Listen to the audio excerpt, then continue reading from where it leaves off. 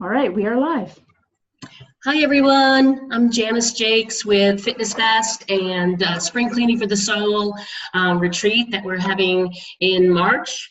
And I'm here with Maya Nahra, and she is going to be talking about behavior change, habits and behavior change at our Desert Moon retreat in Carefree, Arizona in March. But she's also going to be talking at Fitness Fest. So we're going to be talking with Maya today. We're going to get a little down and dirty with me, and we're going to try to get real and try to fix the only problem, of course, that I might have about changing something that I'm interested in changing, as far as my habit, making a new habit, changing a behavior. Maya is a behavioral registered dietitian, and we've never actually met in person, but I called you as a referral from Gabrielle, and we talked on the phone for quite some time, and I just knew you were the perfect fit for our retreat, which is March 2nd through the 4th in Carefree. So we had a great conversation, and we decided this would be great to get a little information out to our friends and family and fans. So why don't you go ahead and tell us how you're going to fix me and the rest of the time.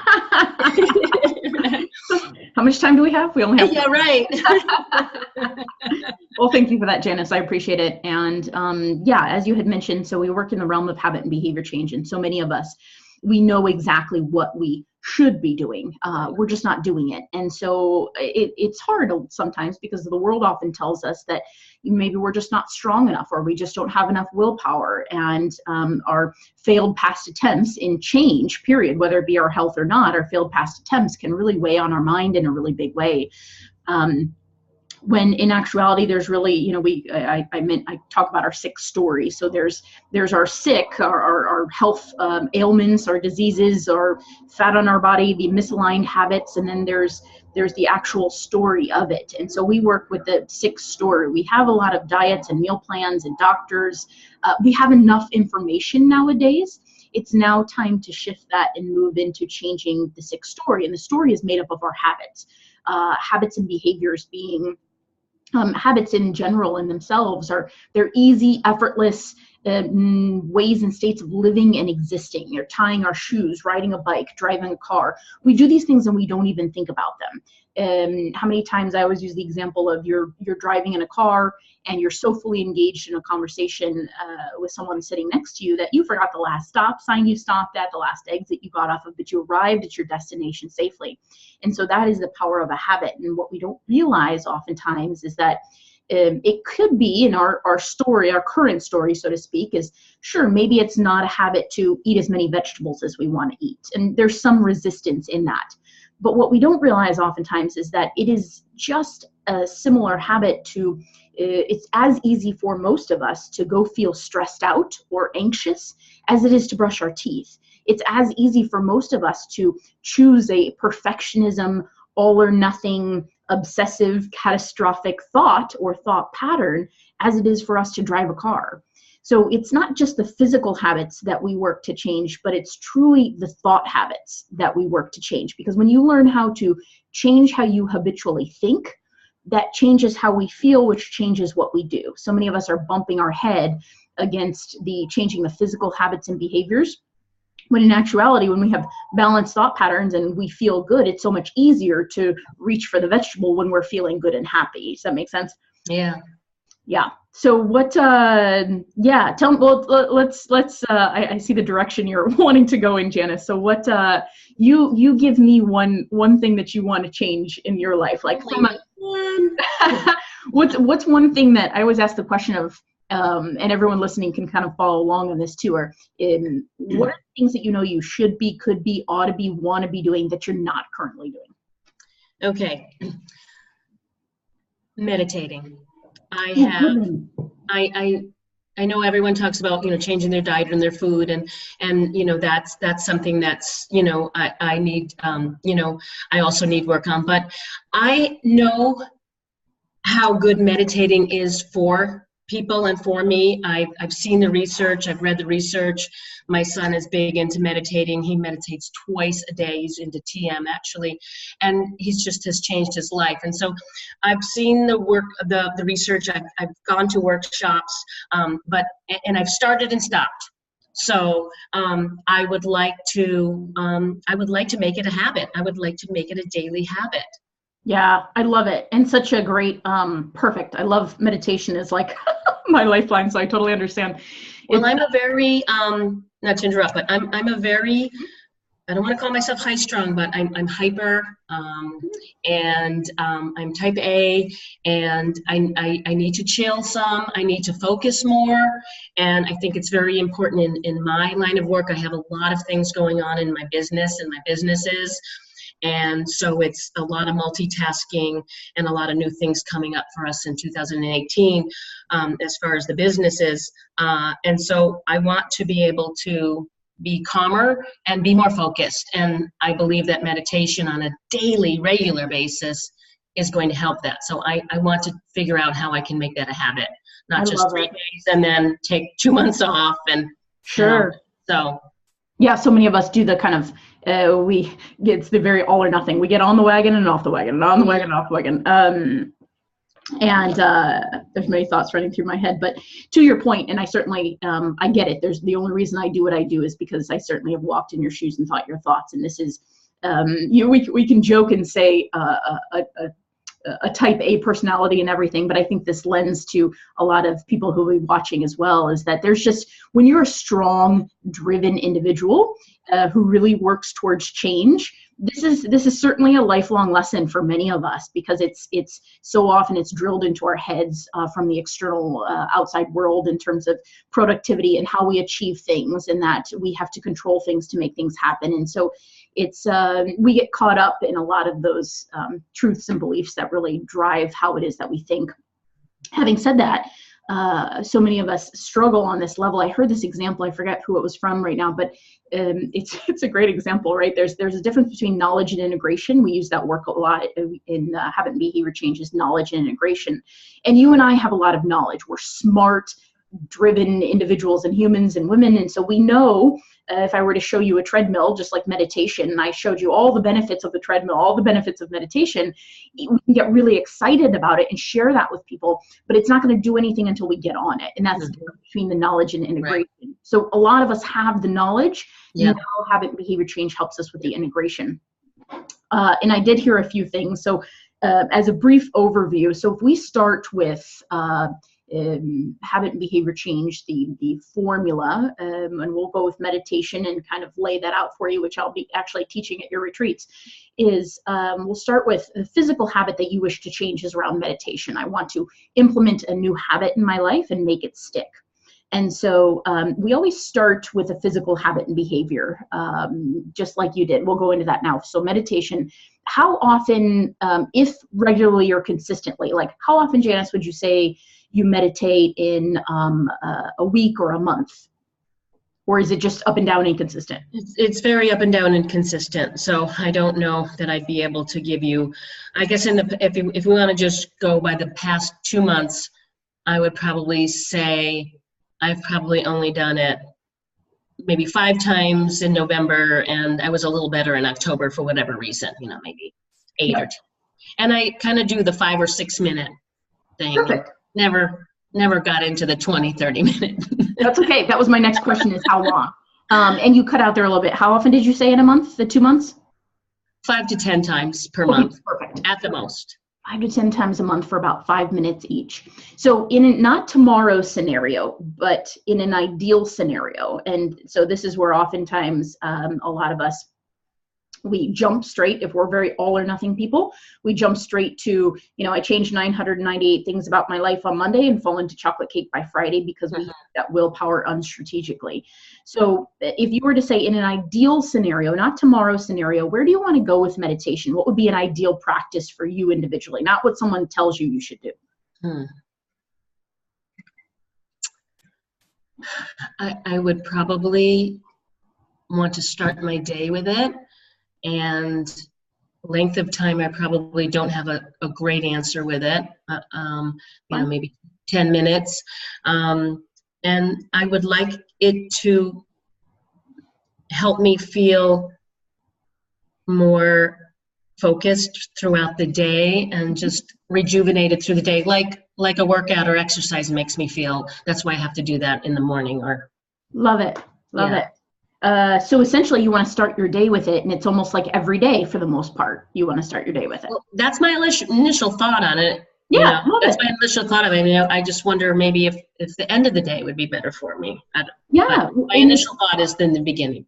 There's no right nor wrong answer. Yeah. It's very much a, and again, I'll be teaching all of this at your events as well. But we always think when someone wants weight loss, for example, when I ask for the ideal, just like you did, and you answered it perfectly, it was just a matter of what's best for Janice. And we don't necessarily know right now, but oftentimes when someone says weight loss or something, we get this picture or idea in our head. Well, here's what the magazine said. Here's what the doctor said I should be.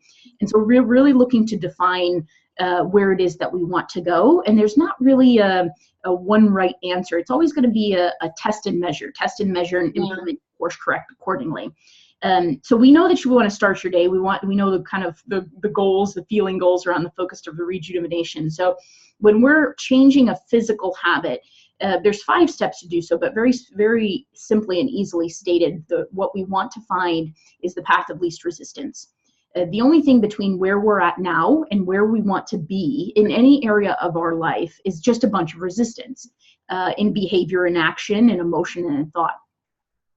So if I had said to you, and this is, you can feel this resistance when I say this. So we use stepping stones, which are basic baby steps. If I said to you, okay, Janice, starting for the next 7 days of your life, for the next 7 days for the rest of your life, you are to meditate every single morning, 7 days a week for 35 minutes each. Can you feel the resistance in that, and how much like, wow, that's a big jump, I can't do that? My shoulders went like this. Yes, perfect. That's resistance. And oftentimes when we say go on a diet or we create change in our life, that's how we use our willpower unstrategically. Willpower is just a muscle. It's not a habit we can cultivate. And if we use it up all at once, then we get really tired. So when we create that change, that's quite frankly what most of us do. Well, let me just dive into this and make it happen right now.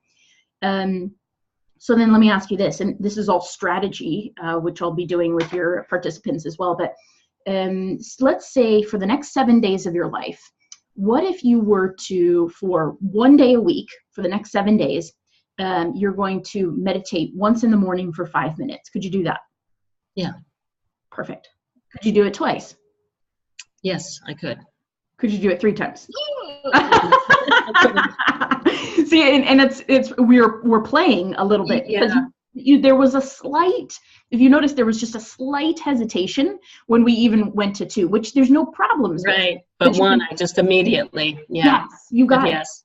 But immediately, what's interesting is through the stepping stone method, which that's only one of the 5 steps, but through the stepping stone method, what happens is that immediately our brain, especially for smart, driven individuals who want to achieve things, immediately our brain says to us, that's not enough. You're never going to get to where you want to go. Right. So that's the difference between the stepping stones versus being all or nothing, falling off the wagon, having to do it all over again. Yeah. So your job then in the next 7 days, quite frankly, is to simply take your first stepping stone, do it for 5 minutes, and then after that 7 days is when you bump it back up. Hold on, my computer's dying here. There we go. So after those 7 days, we bump it back up for you, and you take what we call, it's our 5th step, but you use your CEO time, and your CEO time is a test, measure, and course correct. So you'd sit down with your stepping stones, assess for the next week, and continue yourself on. It's very much your stepping stones for change and where you want to go. Now, full picture, of course, I'm giving you a brief overview of what we do with our clients over 3 months and 6 months, so I realize it's a lot. But there's going to be a time when you're moving your stepping stones up with your meditation, and you quote unquote fall off the wagon. And a lot of us think to ourselves, maybe because it's a holiday, a family visit, a vacation, and a lot of us say, I tried and I failed. This is always just what happens to me, and it reinforces that failure kind of based mentality that some of us carry. And it's really, quite frankly, we open the door. It's that moment where we get to open the door to our physical habits. They're driven by our emotions, which are driven by our thoughts. And this is the formula for habit behavior change. So our thought habits drive our emotions. We only feel what we feel because of what we're thinking. So when we fall off the wagon in physical habits and behaviors, it's not that we failed. It's quite frankly a huge, massive blessing in disguise that opens the door back here to the real stuff. The real reason that we've always fallen off the wagon, so to speak, before, is to say that, and I had heard from you a little bit, I don't want to put words in your mouth or assume for you, but some of these emotional habits that we work with oftentimes, stress, anxiety, frustration, worry, overwhelm, even the depression, despair, and hopelessness. These are common emotional habits that people feel and experience on a regular basis pretty habitually, easily, and effortlessly. And those emotions are driven by our thought. Now, I'm a fellow recovering overthinker. When I overthink things, that brings me a lot of overwhelm. And so you can, when you're thinking an overwhelming or overthinking thought, that creates the overwhelm. Some of us are more in tune with our thoughts. Some of us are more in tune with our emotions. So we can pick one out a little bit easier.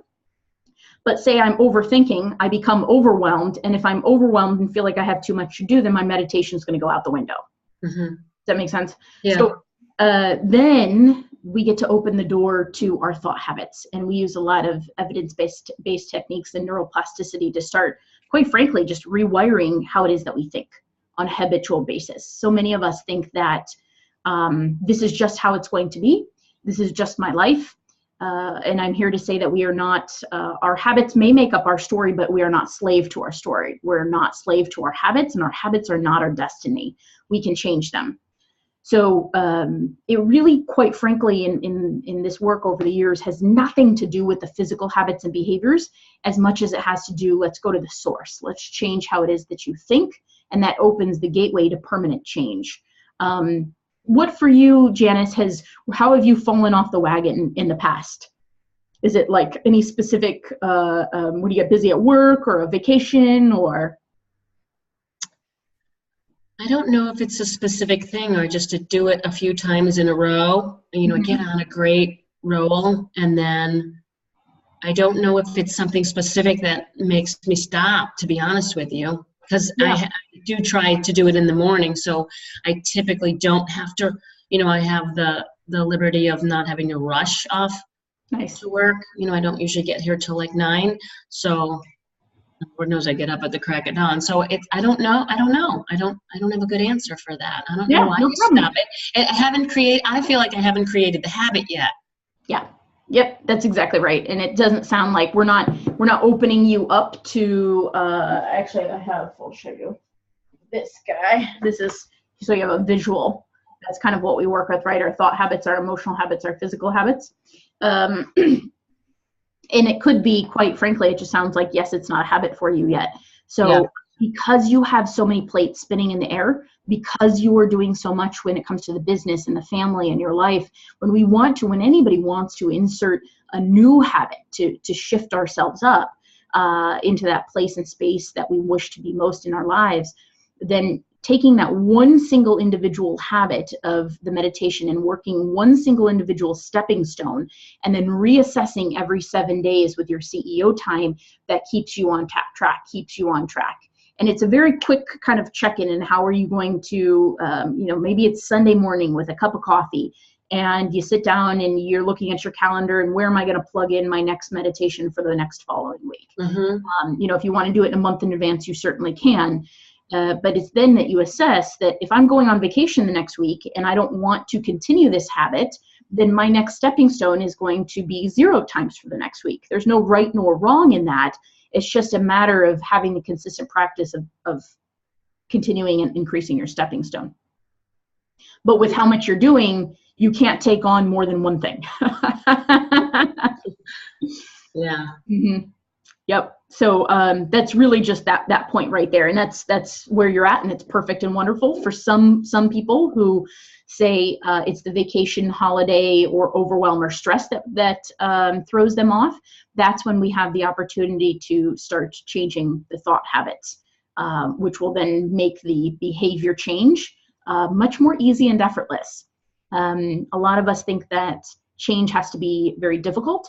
When I found that, I've mentioned this quite a bit this week, is that you've seen those pictures where here's you in your comfort zone, and then here's everything you want.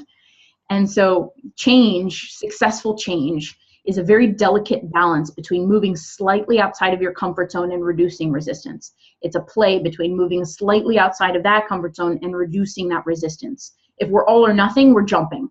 We're jumping back and forth, and it becomes harder and harder, and the mind reinforces that failure. But successful change is easy and effortless. We don't have to believe everything we think.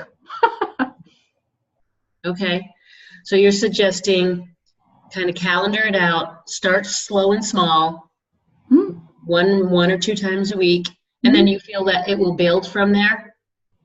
I mean, my time meditating will build from there, will grow from there, and become more of a habit. So you increase the meditation each week via your CEO time. You increase it according to your resistance level. So if next week you do it once next week for 5 minutes, if next week you say, wow, that was really simple, I can do 2 times 5 minutes, or increase that 1 time to 10 minutes, whatever that is. You do it and increase it according to your resistance levels. That's always key.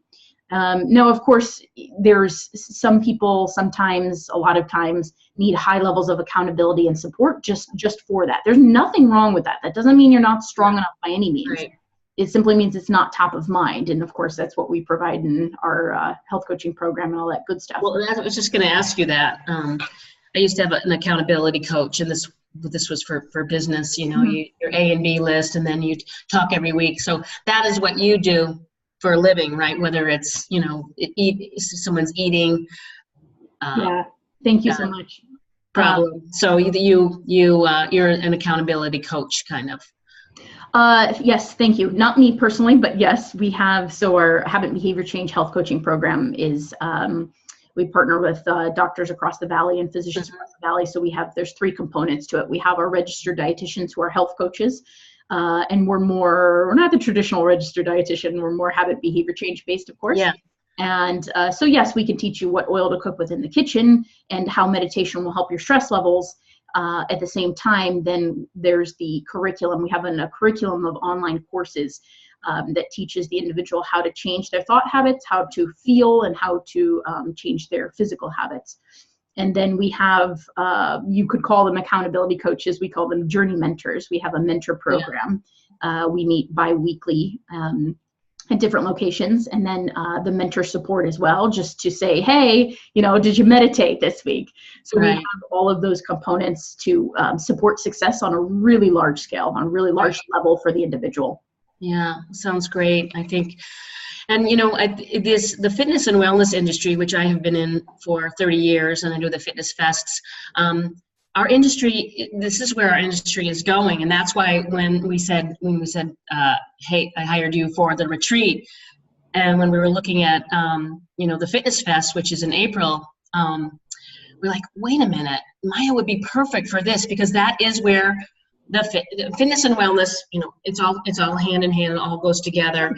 And, you know, behavior change, and habits, you know, creating new habits, and mindfulness are where our industry is really going and has gone in the past, you know, five or so years. I mean, you're still into the boot camps and the hardcore stuff, but it's all right here. And so we very much look forward to you at not just the retreat, but at Fitness Fest.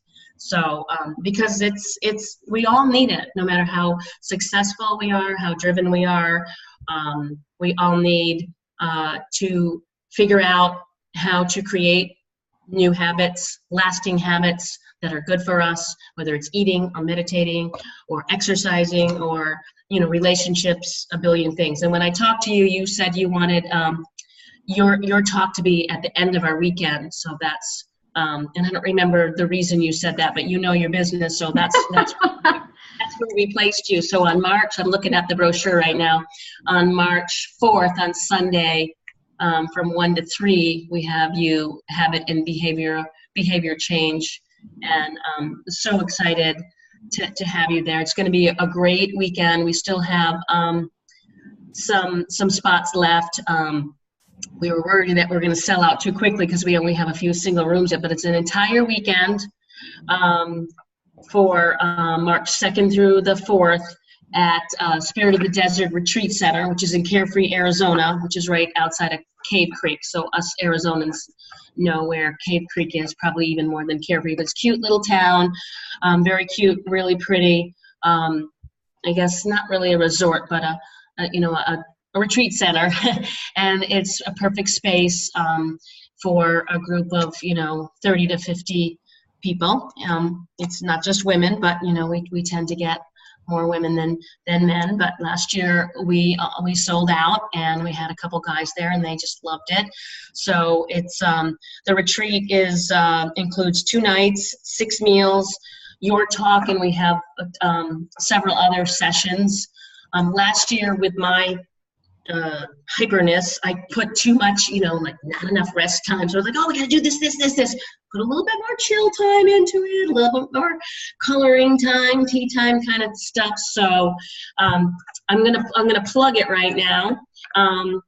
And I'm going to spell Endeavors because I had such a tough time spelling it. So it's desertmoonendeavors.com for anybody who wants to look that up. And it's Desert Moon, ENDEAVORS.com. And we still have openings, and you'll get to meet Maya and help you'll help us change our habits and behaviors. I look forward to my own change in my meditation. I'll let you know how it goes. So did you have anything else you wanted to share about your practice or about the retreat or yourself, or anything else you can fix on me? Yep. The only thing that came to mind was there's definitely, and I think that's a distinctual important difference. The only reason that we are at the end, and the only reason that your retreat is going to be so different, is because oftentimes retreats are their immersion times, and the fitness, the nutrition, the mindfulness, those pieces and the strategies, they are important. We need those. But as you and I know, we get immersed in the strategy, immersed in the nutrition, in the exercise information. But if we don't take it home and do anything with it, it's not going to change our life. So the difference, of course, with Janice's retreats now are going to be at the very end. You're going to have all this information. You're going to be excited about it. Now we've got to put it on paper and have a plan for you to take home. So now you can take home all the feel-goodness that she's put together for you and make it real in your life. So that's going to be very important, and I look forward to meeting everybody. Great. Well, thank you so much. I'll let you know how my meditating goes. And remember, March 2nd through the 4th, Carefree, Arizona, desertmoonendeavors.com. Bye for now.